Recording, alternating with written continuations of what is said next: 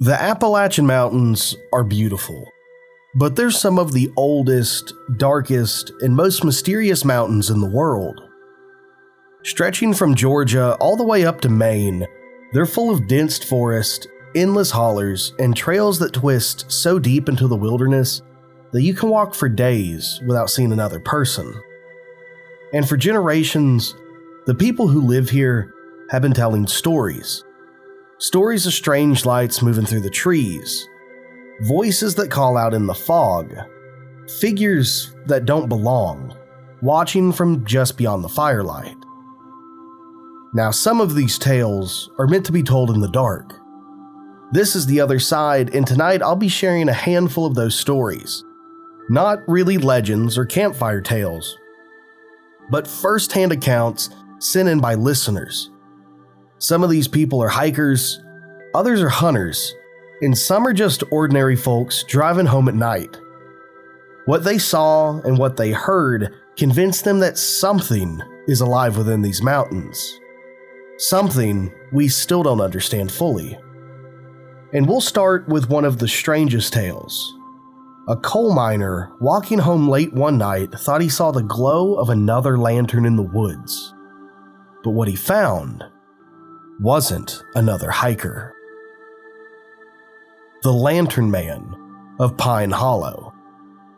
This story was sent in by a retired coal miner from eastern Kentucky. He swears that what he saw one night while walking home wasn't just a trick of the dark, but something far stranger and far older lurking in the holler.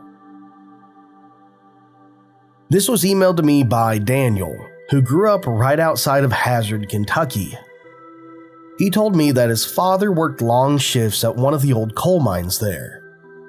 The kind of job where you'd go in before sunrise, and most nights you wouldn't come out until after dark. Now, this was back in the early 90s, and Daniel's father didn't have a car at the time. Most nights he walked the 3 miles from the mine back home. That walk took him down a dirt road, through a long stretch of pine forest, before eventually cutting across an old hollow locals called Pine Hollow. It wasn't unusual for miners to walk together at night, but Daniel said his dad often walked alone. He wasn't scared of the woods, he had grown up there. He knew the sounds of coyotes, owls, and bobcats, but there was something about Pine Hollow that always made him uneasy. One evening in late October, Daniel's father was making that walk home when he noticed a dim glow in the trees off to his right. At first, he thought it was another miner. Plenty of men carried lanterns or flashlights back with them, but this light, it looked different. It wasn't steady. It swayed, like an old lantern being carried by hand. And it wasn't close to the ground, it was at chest level, moving in and out behind the trees. Curious, Daniel's father called out, "Hey, you need a hand?" No answer. The lantern just kept bobbing around deeper into the woods. He figured maybe it was somebody from out of town hunting late, or a miner taking a shortcut. He kept walking, but as he did, he realized something strange. He couldn't hear anything. When somebody walks through the woods at night, you hear it. Branches snapping, the crunch of leaves, the ambient sounds of the forest. But with this lantern, there was no footsteps. Just silence, broken only by the faint metallic creak of the lantern's swing. Over the next few weeks, Daniel's father saw that same lantern again. Sometimes it was far back in the woods. Other times, it was close enough that he swore it was only 20 to 30 feet away. Always swinging around, always silent. One night, the light appeared directly in front of him, floating across the road about 50 yards ahead. He stopped dead in his tracks. He expected to see a man carrying it, maybe crossing from one trail to another. But the lantern just glided smoothly from one side of the road to the other, and then it blinked out like somebody had snuffed the flame. He stood there for nearly 10 minutes, heart pounding, waiting for something else to happen, but the woods stayed silent.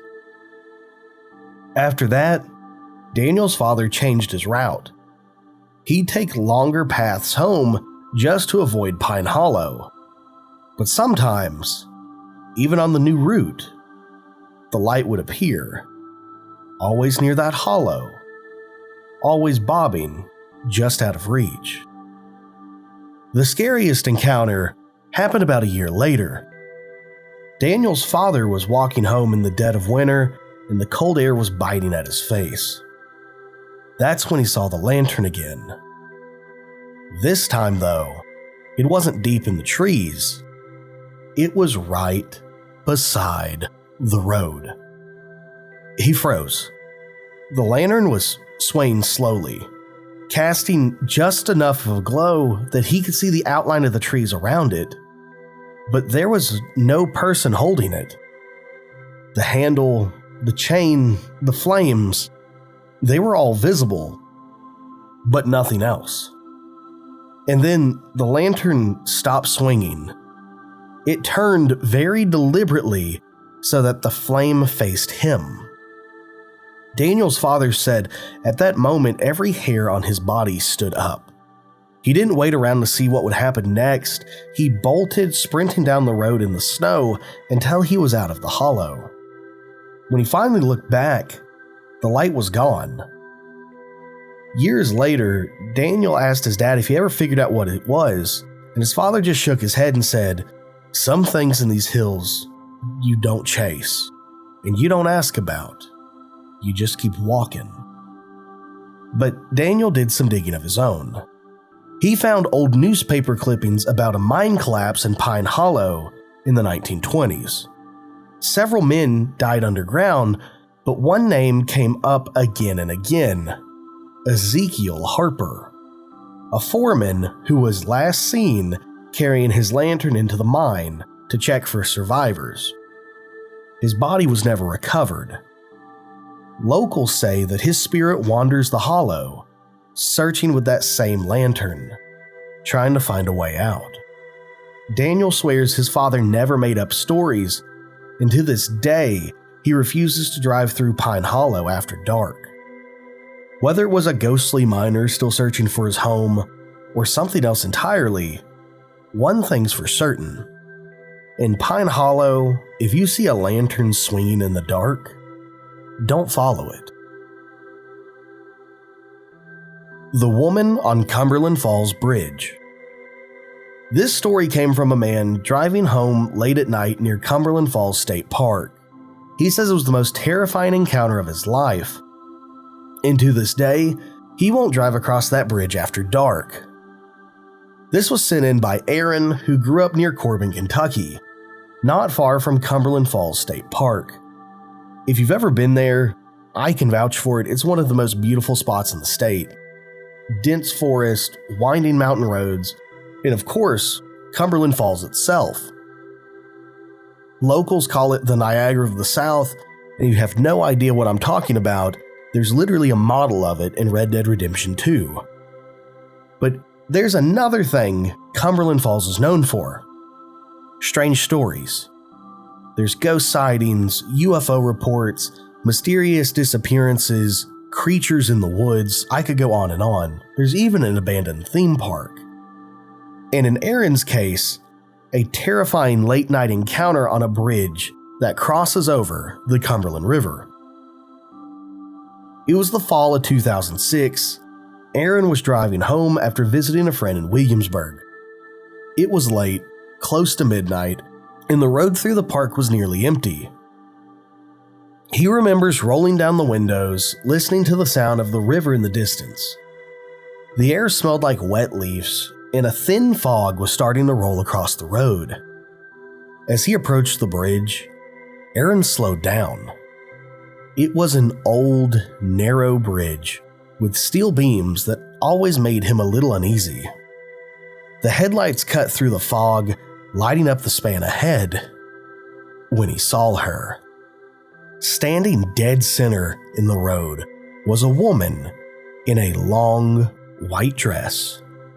Her hair was dark, tangled, and hanging over her face. Aaron slammed the brakes and swerved hard to the left, his tires screeching against the damp pavement. His heart leapt to his throat. He was sure that he had just hit this woman. His car came to a stop about halfway across the bridge. Breathing heavily with his hands shaking, he looked in the rearview mirror. There was nothing. The road behind him was empty. Confused, he got out of the car. The cool night air hit him instantly, and he called out, "Hey, are you okay?" But his voice, it just echoed off the water below. There was nobody on this bridge with Aaron. Shaken, Aaron climbed back into the driver's seat, and that's when he noticed something that made his stomach drop. On the windshield, right in front of him, were muddy handprints. Not streaks like a branch had brushed against the glass. These were distinct, with fingers and palms pressed firmly into the glass. It was too high up to be his, and too wide to be mistaken for anything else. And worse, the prints weren't sliding down like somebody was leaning on the car. They were angled upward, like whoever had left them had been trying to pull themselves in through the window. Aaron panicked, and he floored the accelerator, and he didn't stop till he reached a gas station near Corbin. Under the bright fluorescent lights, he checked the car again. The handprints were still there, clear as day. He grabbed a paper towel and tried to wipe them off, but the prints wouldn't even smudge. They weren't dirt or grease or anything physical he could clean away. They were almost like a stain inside the glass itself. He ended up driving home, and by morning when he checked, the handprints were gone. Aaron eventually told his story to some locals, expecting them to laugh. But instead, one of the older men nodded and said, "You saw the woman." He explained that for decades, drivers had reported seeing a ghostly woman on the Cumberland Falls bridge. The legend goes, in the 1930s, a young woman was supposed to meet her lover there to elope. He never showed up. Heartbroken, she jumped from the bridge into the rushing river below and was never seen again. Since then, people say her spirit lingers, appearing on the road, stepping in front of cars, or leaving wet handprints behind. Some even claim to have picked her up, only to vanish before reaching town. Aaron swears he wasn't tired and he wasn't drinking, he wasn't imagining things that night. And to this day, he won't drive that road after dark. Now, whether this woman is a restless spirit searching for a man who left her behind, or something much darker, using her image to lure people off the road, one thing is for certain. If you cross the bridge at Cumberland Falls, and you see a woman in white standing in the fog, don't stop. Voices in the fog. A couple camping in the Blue Ridge Mountains sit in the story. They thought they were alone until the fog rolled in. And then voices started to call their name. They said it changed how they look at the woods forever. In the summer of 2014, Eli and Rachel decided to take a weekend trip to the Blue Ridge Mountains in North Carolina. They were both teachers on break, loved hiking, and thought a quiet camping trip would be the perfect escape. They packed a tent, sleeping bags, lanterns, a couple days worth of food, everything you would need, and they drove out to a remote campground not far from Mount Mitchell. It was a place known for its sweeping views and quiet trails, but also for how quickly the weather could change. Locals always warned, in the Blue Ridge, the fog rolls in fast. At first, it was perfect. The first night they cooked over a fire, listened to crickets, and talked until the flames died down. By midnight, they zipped themselves into the tent and had a safe, comfortable night alone in the wilderness. Or so they thought. Around 3 a.m, Eli woke up to a strange sound outside of his tent. At first, he thought it was just the wind through the trees, but when he sat up, he realized it was something else entirely. It was voices. It was faint whispering, carried on the air. He shook Rachel awake, and the two of them listened. The voices weren't clear enough to make out words, but there was definitely more than one now. A low murmur that was slowly moving around the tent. And then the fog rolled in.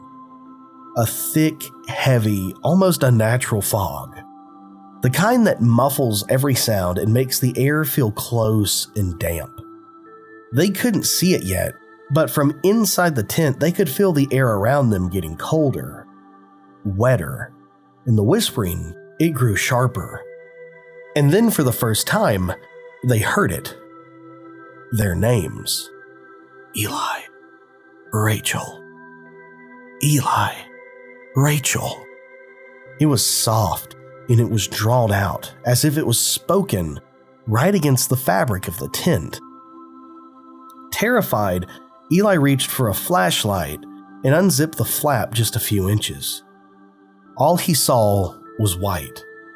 The fog was so dense he couldn't even make out the fire pit that they had been using earlier. It was like opening the tent into a void.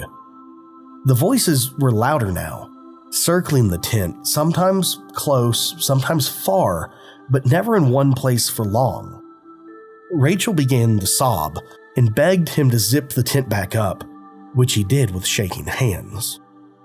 For the next hour, the two sat frozen, clutching each other, listening as voices whispered their names again and again. At one point, something brushed against the side of the tent, leaving the faint outline of a hand pressed into the fabric, then slowly sliding down. That was the breaking point. At dawn, the voices stopped. The fog didn't lift, but the silence that followed was almost worse. As soon as the light began filtering through, Eli and Rachel unzipped the tent, threw everything in their packs, and bolted. They hiked nearly 2 miles back to their car, barely speaking, constantly glancing over their shoulders. The fog followed them almost the entire way, and it was thick and suffocating, until they reached the parking lot. When they finally shut the car doors, the air outside was suddenly clear. Just like that, the fog had vanished. When they got back to town, they told a park ranger what had happened. He didn't laugh and he didn't act surprised. Instead, he said quietly, "You camped near one of the old burial grounds, didn't you?" He explained that scattered through the Blue Ridge are unmarked graves, remnants of old settlements, accidents, and even massacres from centuries past. Locals believe the fog itself carries the spirits of the dead, searching, calling out to the living for help. Most people never hear them, but sometimes, according to local lore, if you camp in the wrong place at the wrong time, the voices know you by name. Now, Eli and Rachel have never camped in the Blue Ridge Mountains again, although they still hike the trails during the day. But they never go back out if there's a hint of fog. Because in the mountains, when the mist closes in and the voices start whispering your name, you don't know if you're being called or being claimed. The Redeye Watcher. This story was submitted by a hunter from eastern Kentucky. He insists he was stalked for hours by something inhuman, something with glowing red eyes that paced him through the trees. Now, he never went back to that stretch of woods again, but I really want to know what's going on there. This story comes from Clint, who grew up in eastern Kentucky near the Daniel Boone National Forest. Clint's family lived off the land. His father was a coal miner, but his real passion was hunting. And from the time Clint was old enough to carry a rifle, he was out in the woods with them. By the time Clint was in his early 20s, he thought he knew those woods better than anyone. Every trail, every ridge, even every sound an animal could make, he thought he was an expert, and he always said the woods were like a second home. But one night, in November, Clint learned the hard way that something else lived out there too. Something that watched him. The woods were dead quiet. No wind, no birds. Just the crunch of his boots on frosted leaves. He climbed into his tree stand, settled in, and waited. As the sun dipped behind the ridges, Clint noticed something strange. Normally at dusk, the woods would come alive. Owls calling, coyotes yipping, small animals rustling in the brush. But that night, it was silent. Too silent. He sat there for over an hour, watching, listening, but nothing moved. No deer, no rabbits, nothing. Just a still, heavy quiet that pressed down on him. Then, out of the corner of his eye, he saw them. Two glowing red orbs about 30 yards away, staring straight at him through the trees. At first, Clint thought it was a deer caught in the last rays of light. But the eyes, they were too high for a deer. They were about level with his head up in the tree stand, and they weren't reflecting white or yellow like normal animal eyes. They were red. He blinked, thinking maybe he was imagining it, but when he looked again, they were still there, unblinking, fixed right on him. Clint raised his rifle and he peered through the scope, but when he lined his crosshairs up, the eyes were gone. Just dark woods remained. Then, from his left came the sound of heavy branches snapping. Clint whipped his head around, and there they were again. Two glowing red eyes, pacing him, maybe 20 yards away. Every time he turned to face them, they vanished. And every time they vanished, he'd hear movement.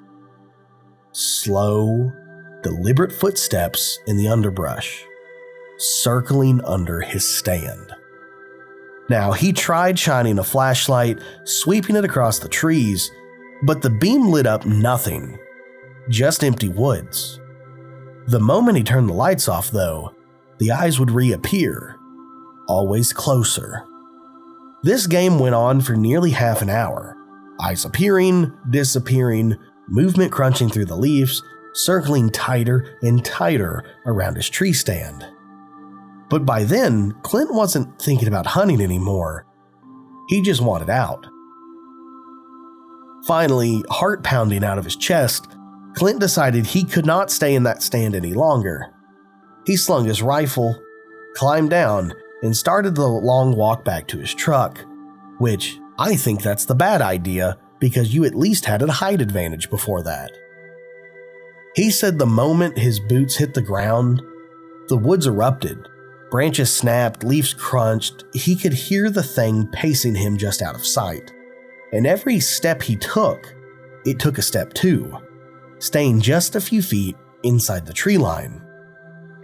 He walked faster, so did it. He stopped, so did it. He started to run, so did it. At one point, he shouted into the woods, "Come on out then!" But the only reply was a low, guttural growl that froze him in place. Clint said he never heard a sound like that before. No bear or bobcat made that sound. It was deep, vibrating in his chest, and full of malicious intent. When he reached the ridgeline, Clint broke into a full sprint. He could hear it running too, crashing through the brush, keeping pace. His flashlight beam bounced wildly, sometimes catching brief flashes of those red eyes flickering through the trees. At one point, something threw a branch, a thick, heavy tree branch right across the path in front of him. It slammed into the ground so hard, it snapped in two. He didn't stop, he didn't look back, he just kept running. Finally, he burst out of the tree line into the gravel lot where his truck was parked. He threw himself inside, slammed the locks, and flicked the headlights on. The beam lit up the edge of the woods. Nothing. Just trees swaying gently in the wind. No sign of the struggle he just went through getting out.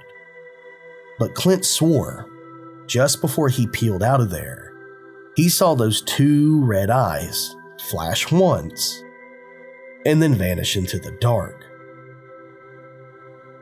For weeks after, Clint refused to go back into the woods at night. When he finally did, he never went alone. And even in broad daylight, he always said he felt like something was watching them. He talked to his uncle about it, and he laughed. He said it might have been a bobcat or an owl, but it could have been him, the red-eyed watcher. Now, according to his uncle, Appalachian lore says the red-eyed watcher is an old spirit of the forest, tied to the land long before settlers came. It doesn't hurt people, but it makes sure you know you're not welcome.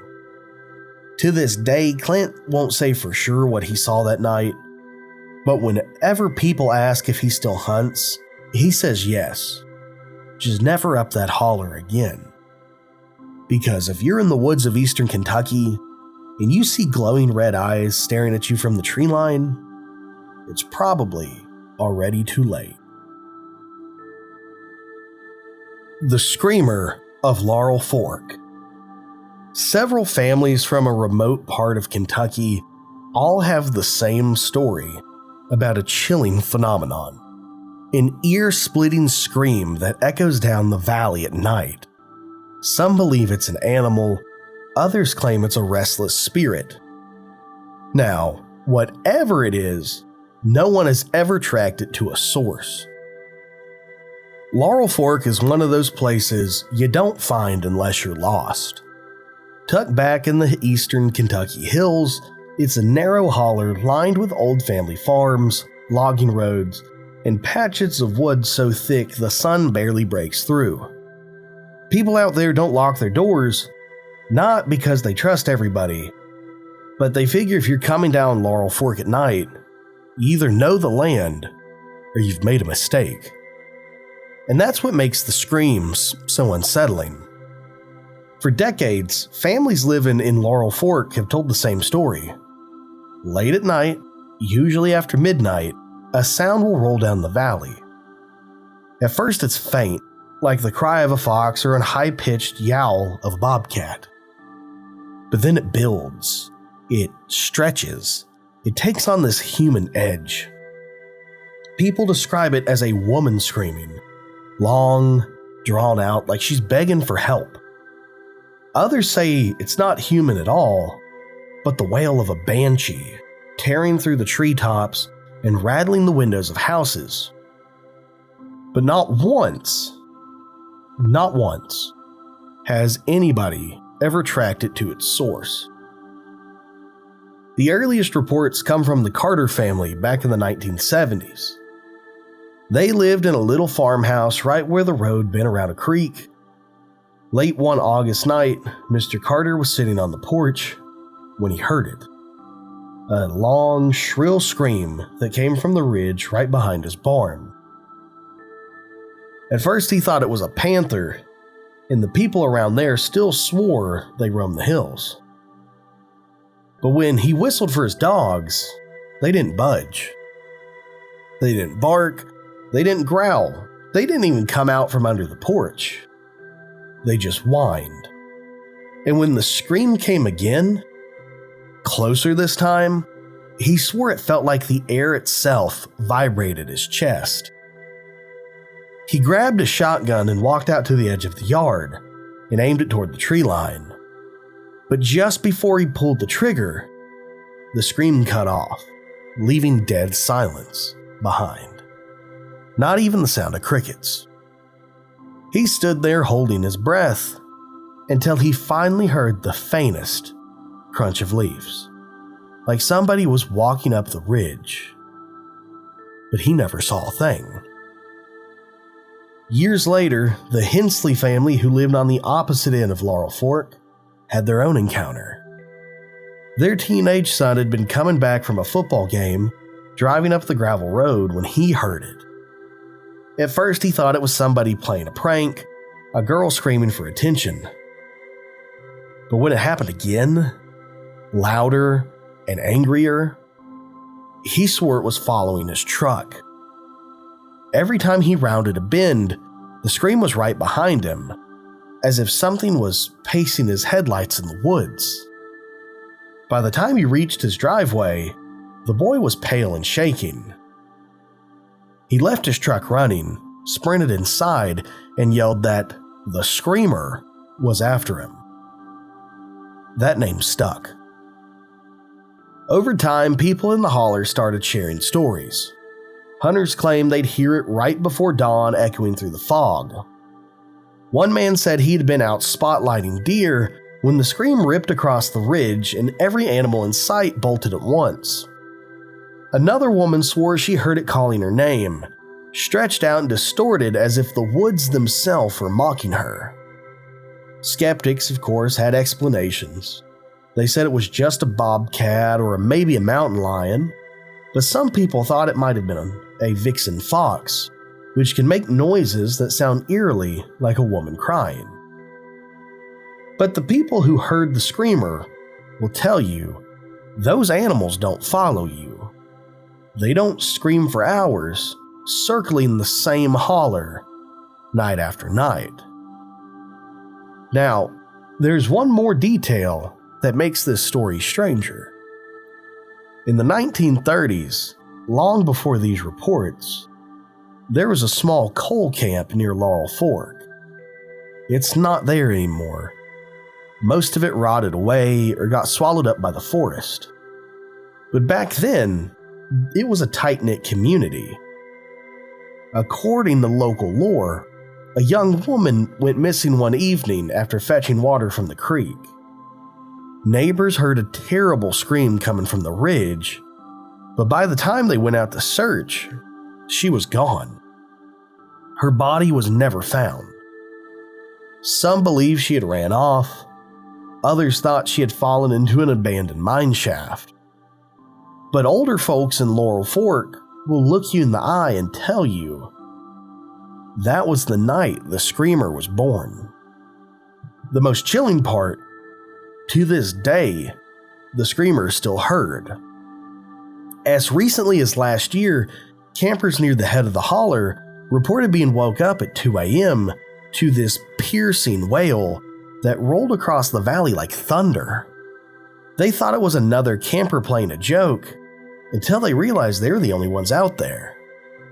Now, locals will tell you, if you spend enough nights in Laurel Fork, you'll hear it too. And when you do, the advice is simple.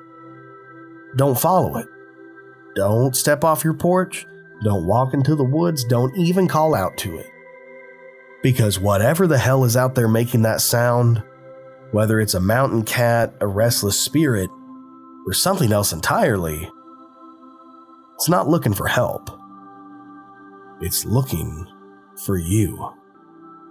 If you're enjoying these tales, don't forget to like, subscribe, hype the video, and shoot me an email with your terrifying tale if you have one to share. I genuinely appreciate any support I get because I never expected to have 10 subscribers, much less 12,000. Anyway, thank you all.